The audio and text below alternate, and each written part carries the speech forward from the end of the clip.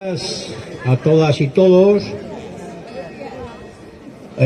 Hoy queríamos comentar en principio un tema que surgió el otro día, que fue que, si os fijasteis, vinieron dos personas, uno grabando con el móvil y otro hablando, no sabemos qué decía.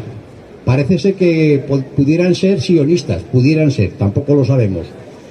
Pero, ¿cómo tenemos que actuar en este caso? Nosotros no tenemos que enfrentarnos a nadie, ya lo hemos dicho alguna vez. Para eso está la policía, que si viene alguien a increparnos o a decir algo, que nosotros mismos tenemos que ser suficientemente capaces para rodearlos sin acercarnos a ellos, grabarlos con el móvil, igual que ellos nos grababan a nosotros, y tratar de que no haya ningún altercado, porque podríamos tener consecuencias.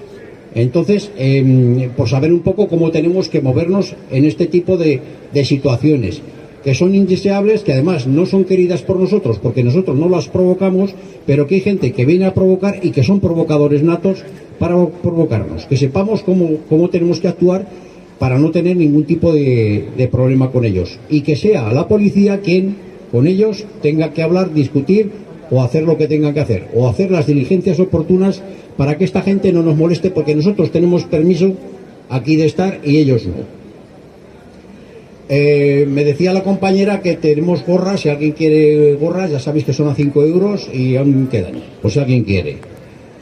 Y empezamos ya. De nuestra plataforma reivindicativa hoy recordamos volver a la jubilación ordinaria a los 65 años y la jubilación parcial con contrato de relevo a los 60 años y el relevista fijo al 100% en plantilla.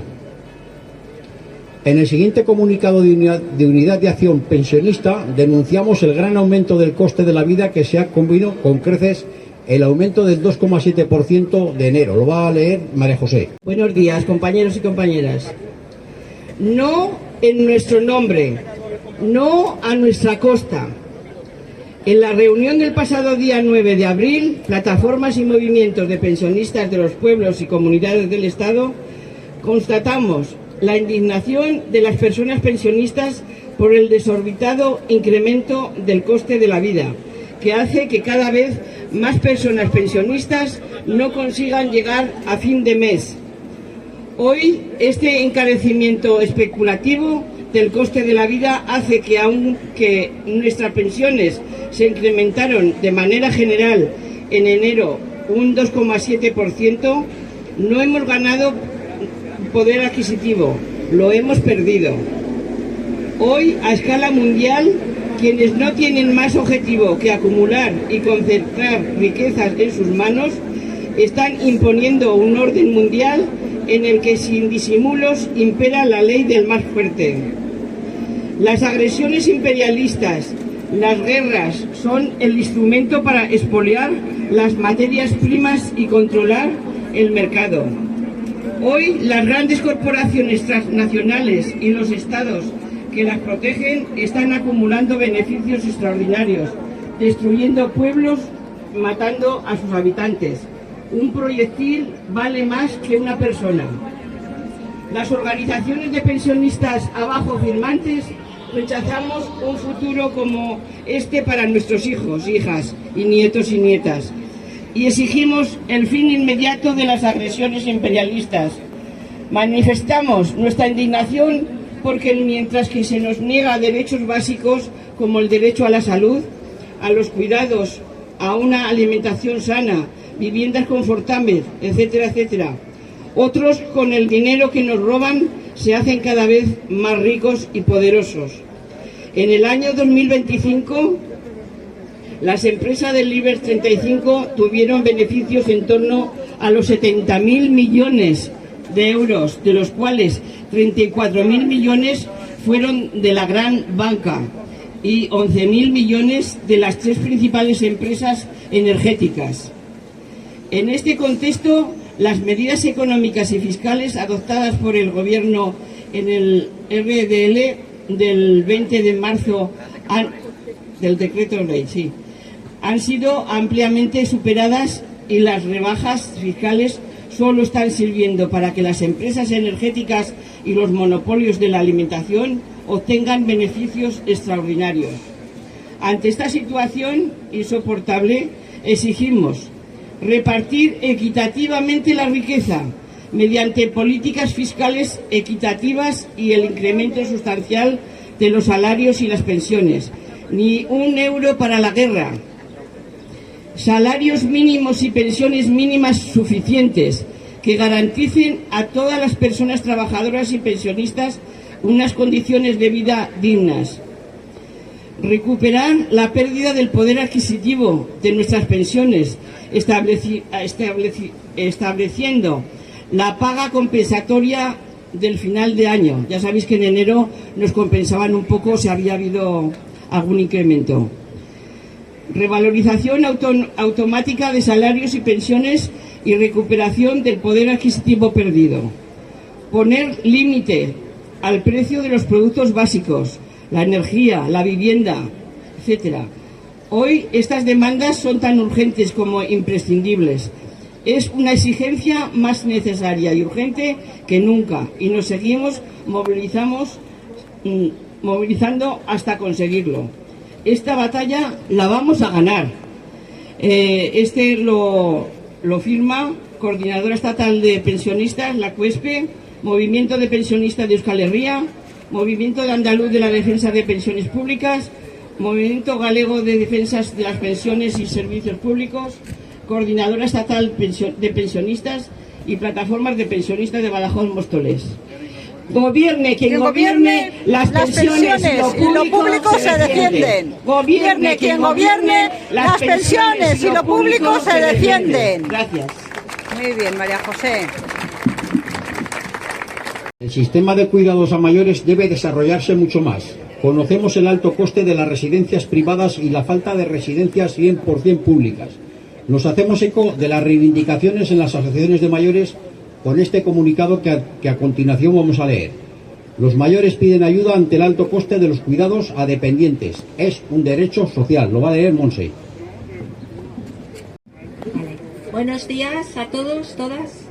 Los cuidados privados no son asequibles para buena parte de los pensionistas, sobre todo para las rentas más bajas. Ante ello, las principales asociaciones de mayores reclaman de la Administración que garantice ayudas, reduciendo la lista de espera de la dependencia y al mismo tiempo de mejorar las condiciones de los trabajadores que prestan estos servicios. Los sueldos apenas alcanzan el SMI y abundan las jornadas parciales. Y es que, cuando el Estado no está presente, más de 150.000 personas llevan más de 6 meses en trámites para conseguir una ayuda. Asumir el coste de los cuidados profesionales en el mercado supone hoy día hacer un esfuerzo titánico que puede provocar que las familias, y en especial las mujeres, opten por asumir ellas mismas esta carga, con los sacrificios que esto implica, y que recurran a la economía sumergida. La solución pasaría por una mayor intervención de las administraciones públicas. En este sentido, la inversión en cuidados de larga duración debería alcanzar al menos el 1,5% del PIB. El cuidado de las personas mayores debe ser entendido como un derecho social, no como una responsabilidad que recaiga únicamente en la familia, lo cual implica reforzar la financiación pública de sistemas de cuidado, garantizando el acceso universal. Impulsar la profesionalización e intensificar el control para reducir la economía sumergida. Desarrollar un sistema público de cuidados sólido, como pilar del estado del bienestar. Incrementar las prestaciones de dependencia, reduciendo copagos, adaptando las ayudas a los costes del servicio.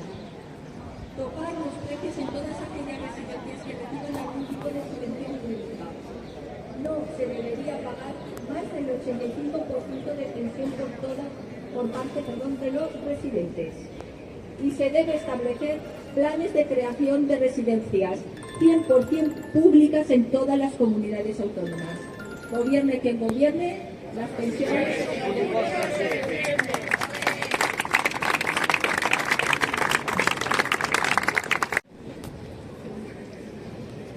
Es importante que cuando tengamos problemas en sanidad utilicemos los servicios de atención al paciente.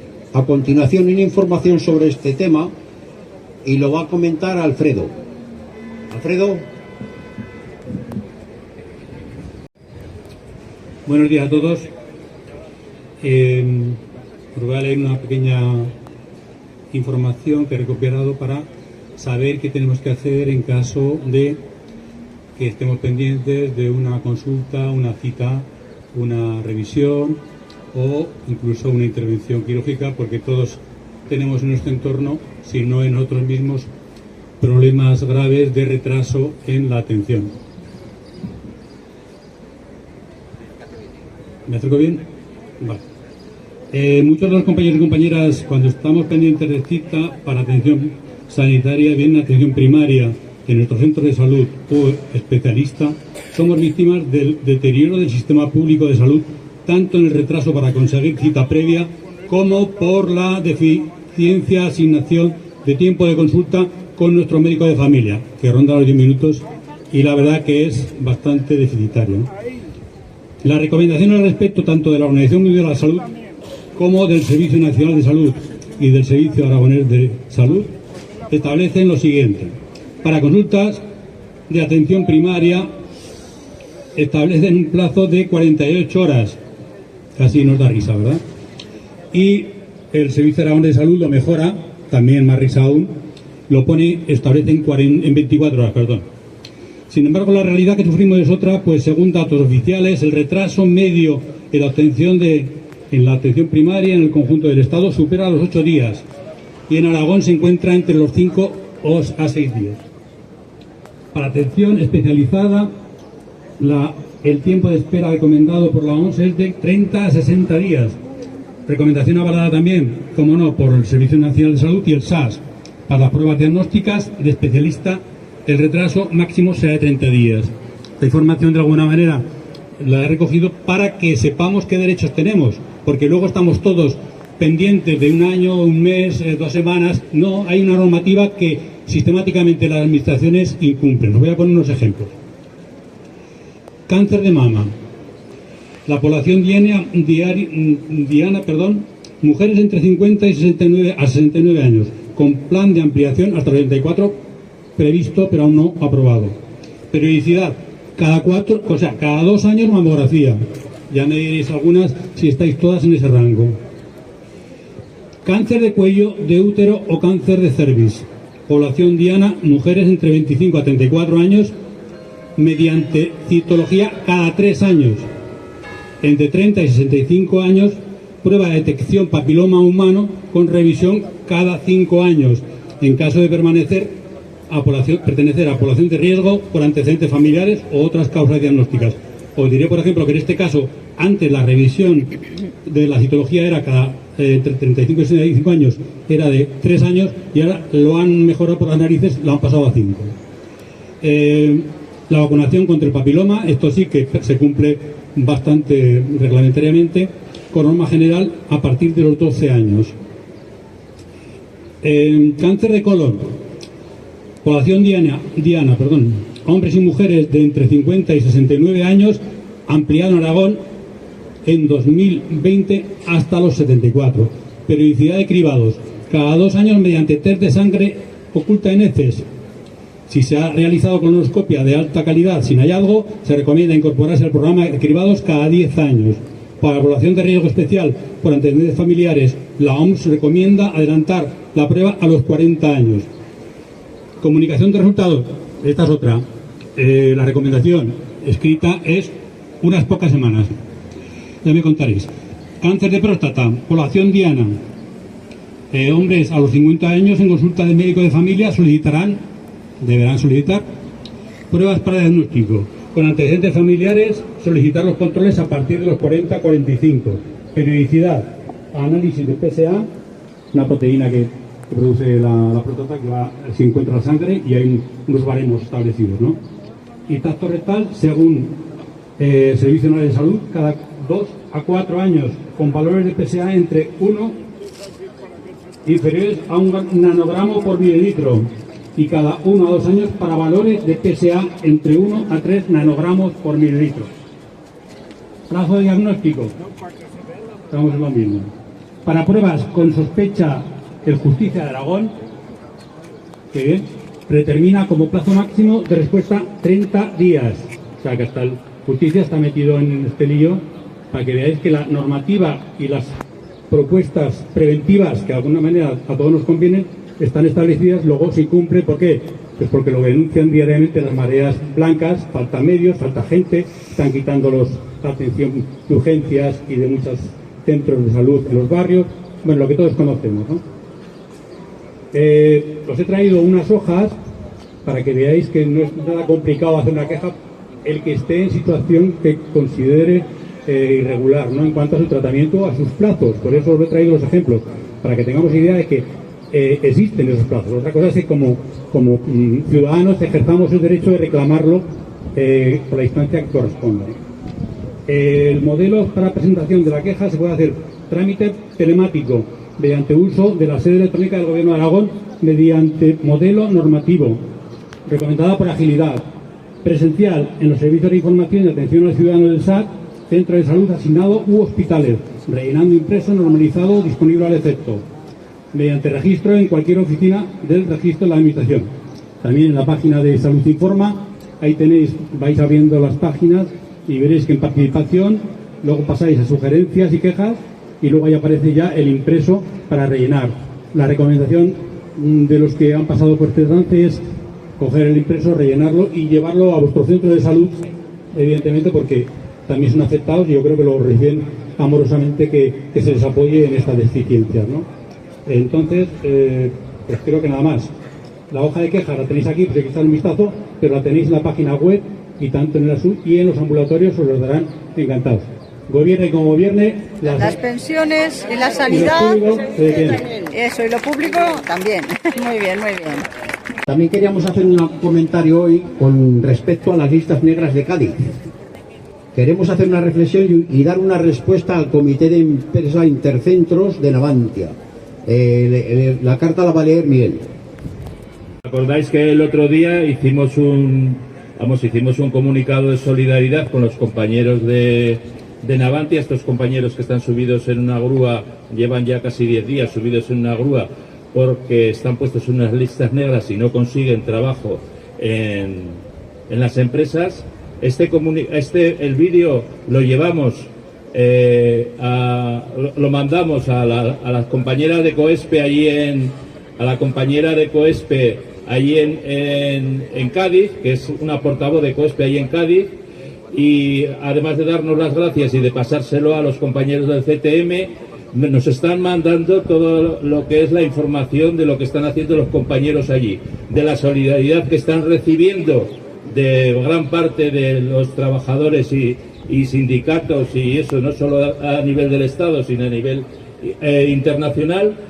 Nos están eso y tal, y de partidos políticos de aquí en el Estado y de todo eso, la solidaridad que están recibiendo, pero también hoy nos mandan lo que ha hecho el comunicado que ha hecho el Comité de Intercentros de Navantia, que plantea que no hay discriminación y que en Navantia no hay listas negras, no hay ningún tipo de listas negras, denegando lo que dicen ellos, ¿no? Hay una discusión concretamente que ya os voy a leer la carta y ya veréis que aquí, como en otros lados, los sindicatos mayoritarios y los sindicatos eso, pues quien hacen más caso a la patronal que a los propios trabajadores, ¿no? Entonces dice así: respuesta al comunicado del Comité Intercentro de Navantia. El Comité Intercentro de Navantia consideró en un comunicado que no tenemos constancia ni pruebas de prácticas discriminatorias en Navantia contra personas que desarrollan o hayan desarrollado labores sindicales. Ante esta atrocidad más propia de la patronal que de los que deberían de ser los representantes de los trabajadores, CTM decimos lo siguiente. Primero, el comité obvia dos sentencias del 2023 del Tribunal Superior de Justicia en la que reconocía que Jesús Galván y Manuel Valver, los dos compañeros que están arriba en la grúa, fueron despedidos por su acción sindical cuando trabajaban en Navantia. Segundo, el Comité de Navantia San Fernando no se ha molestado en reunirse con los trabajadores afectados, a pesar de que se llevaron una semana acampados en los aparcamientos de dicha factoría y ni mucho menos iniciaron una investigación al respecto. Es más fácil escribir un comunicado a favor de la patronal que ponerse a investigar. Tercero, si no hay vetos ni listas negras, ¿por qué nuestros compañeros no son contratados, teniendo la cualificación y experiencias más que necesaria? ¿Por qué se va a contratar en origen antes que a ellos? ¿O a qué se debe el gasto público en formación de profesionales y no se contrata a ambos que ya están formados? Cuarto, teniendo en cuenta la reconocida acción sindical de Manolo y Jesús, la alta carga de trabajo y que aún así no se les contrata, y observando el comunicado anterior, podríamos decir que para el comité de Navantia hacer sindicalismo sí es delito, ya que a nadie conoce otro motivo para que los compañeros no sean contratados. Conclusión: en CTM, como trabajadores de subcontratas que somos, tenemos claro que la acción sindical de los comités es nula para los que trabajamos en Navantia, pero no somos de Navantia, y en este caso concreto de clara represión. Nos consta, a las pruebas nos remitimos, que los comités no solo no se ponen al lado de los trabajadores, sino que además no reconocen las listas negras porque son parte del problema y cómplices de que Manolo y Jesús no estén trabajando en Navantia. Sus actos los definen. La última huelga que convocaron los comités de Navantia de la Bahía de Cádiz por su convenio consistió en parar los astilleros de San Fernando y Puerto Real 24 horas, pero quedándose los trabajadores en casa, excepto los del comité que actuaron de piquetes. En los astilleros de Navantia de Cádiz, que es donde están los compañeros, se paró 2 horas debido, según el comité, a que no se podía dar la producción más tiempo para que la obra de los cruceros no sufriera retrasos. Hacer este tipo de sindicalismo creemos que sí que es delito. Y nada más.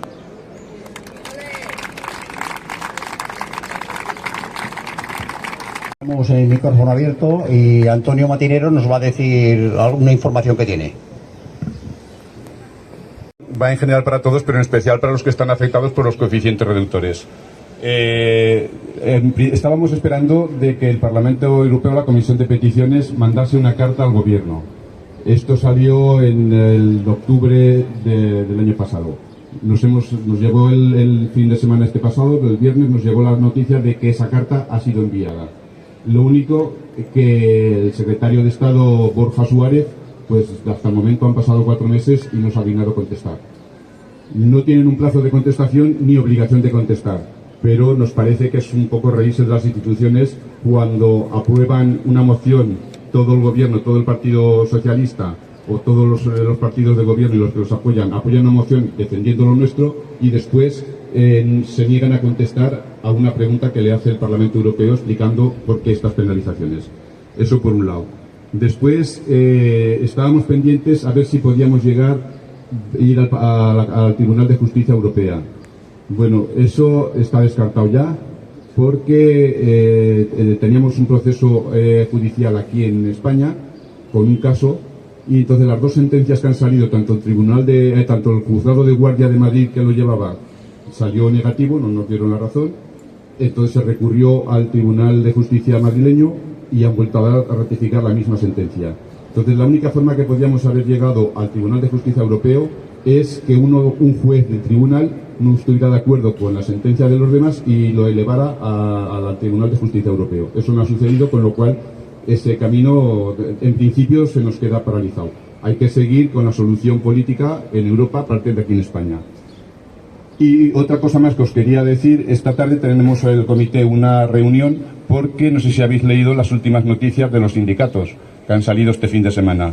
La propuesta que hacen es que tanto las jubilaciones forzosas como las voluntarias vayamos al a ver si me sale la palabra, al punto de equilibrio. El punto de equilibrio consiste que el dinero que supuestamente dicen nos han adelantado por los años de jubilación que tenemos de antes, cuando se quede a cero, dejaríamos de estar penalizados. Bueno, pues esto sucede que muchos jubilados, sobre todo los forzosos, que han sido a los 61 años que se han jubilado, el punto de equilibrio pues les puede llegar a los 85, 86, 87 años. O sea que la mayoría no va a llegar y el que llegue le va a durar poco tiempo. No estamos de acuerdo y entonces la reunión que tenemos esta tarde es precisamente para ver qué iniciativas tomamos para protestar contra estos sindicatos que, desde luego, como ya he dicho otras veces, sindicatos de la clase son, pero no sé de qué clase, de la trabajadora desde luego no.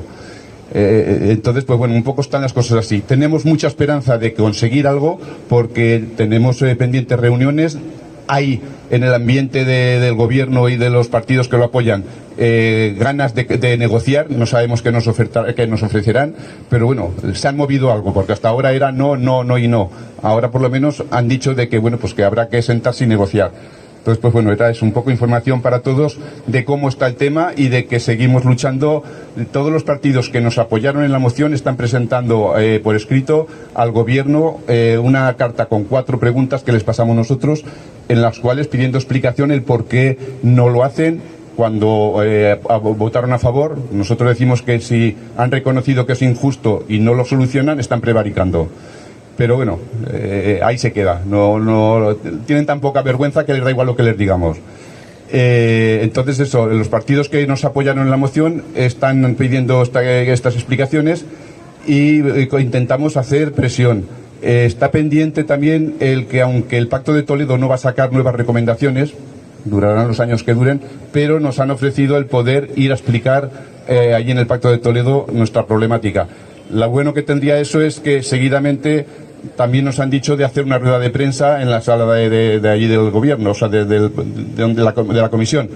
Y eso es lo que nos interesa, una rueda de prensa donde los medios nacionales se hagan eco de nuestra reivindicación, porque hasta ahora la verdad es que tanto las televisiones como periódicos de tirada nacional nos están ignorando. Los demás, aunque tenemos muchos seguidores, somos la asociación que más gente nos sigue y más impacto tenemos, pero los grandes medios de comunicación, que son los que podrían hacer presión, de momento no estamos consiguiéndolo. Entonces, pues bueno, era un poco eso, el informaros de cómo está la situación hasta ahora y que seguimos en la lucha sin parar.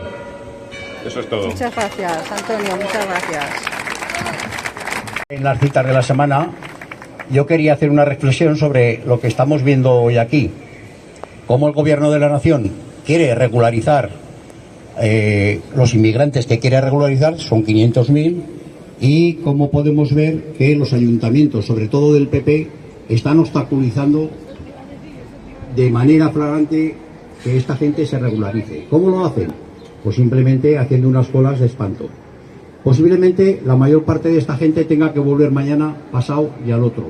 Y algunos tendrán que hacer fila a lo mejor a las 2, a las 3 o a las 4 de la mañana, venir aquí para poder estar los primeros para intentar regularizar su situación. En vez de poner los medios a su alcance para que esto se haga cuanto antes mejor, lo que hacen es dilatar e intentar que cada vez más tarde se pueda regularizar esta gente con el objetivo de enfadar, cabrear a la gente y demás. Bueno, era simplemente una reflexión que llevaba en la cabeza y que quería decir. Las citas de la semana son: el miércoles día 22, la Asociación Vecinal San Lorenzo de Garrapinillos ha organizado una charla por la defensa de las pensiones. A las 7 de la tarde en el Centro Cívico Antonio Beltrán, con la participación de Asjubi 40 y Coespe.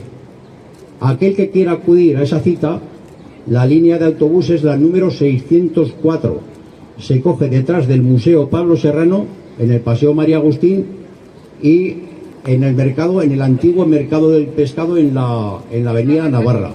Aquel que tenga interés en ir, pues bueno, va a ser una charla amena, como todas las que se están haciendo. Son charlas informativas, se está informando a la gente de lo que estamos haciendo los pensionistas, tanto Asjubi como Coespe, y que son didácticas y que la gente pues aprende bastante. Y después, el viernes 24, la tertulia de mujeres de Torrero ha organizado una charla: la pensión es un derecho, defiéndelo, a las 6:30 en la Asociación Vecinal Venecia calle Granada número 43 en Torrero. Participarán compañeras de la Comisión de COESPE y la gente de la asociación. También va a ser una charla amena que si alguno tiene interés y quiere ir, pues también estáis invitados. Ya le he dicho que es en la calle Granada número 43. Y con esto despedimos hasta el lunes 27 de abril. Hoy sí que ha sido verdaderamente un lunes al sol y no al cierzo, porque los anteriores han sido bastante jodidillos, pero este por lo menos nos ha dado el sol y nos estamos poniendo morenos. Y gobierne quien gobierne, las pensiones y lo público se defiende.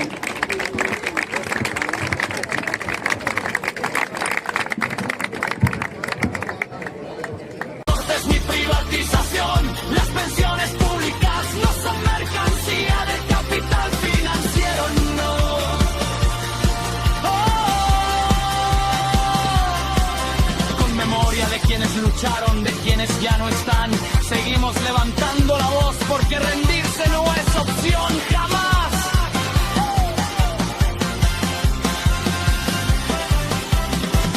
Su vida final, todo en coda cada caromos, pero no para olvidar que los derechos se conquistan y se defienden sin parar. Vida y Joel y con bufanda, con coraje y con honor.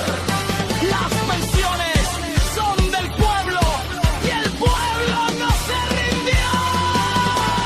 COESPE está en la calle y no se va a marchar hasta que las pensiones públicas se blinden de verdad. Cierre y viene quien gobierne, las pensiones se defienden. Sistema público, digno y universal. Yeah. Desde las calles, para los pueblos del mundo. Bases Yankee. ¡Fuera! ¡Otana! ¡No! Bases Yankee. ¡Fuera! ¡Otana! ¡Ah! Desde el barrio hasta el último rincón, la gente se levanta contra la opresión. Mientras venden guerra como solución, los pueblos resisten con organización. Dicen progreso, pero es destrucción. Bombas cayendo sobre la población.